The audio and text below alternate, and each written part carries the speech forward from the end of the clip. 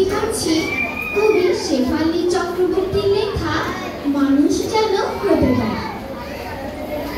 চাই না মাগো প্রথম হতে, ফুরিয়ে যায় রং, সারা পড়া খেলার সময় কম, উদার আকাশ খোলা বাতাস ওদের চাই যে সাথী, একা ঘরে একলা জীবন কাটে দিবস রাতি। চাইলে আমার